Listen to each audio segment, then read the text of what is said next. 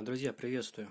И вот тот самый камин, о котором я рассказывал, для которого я делал схему случайного загорания лампочек для подсветки углей.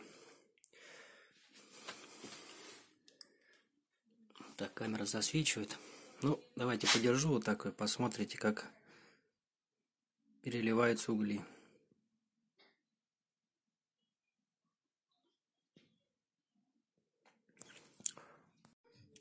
Вот, собственно, вот так все здесь размещается. Розетка, распайка, блок питания.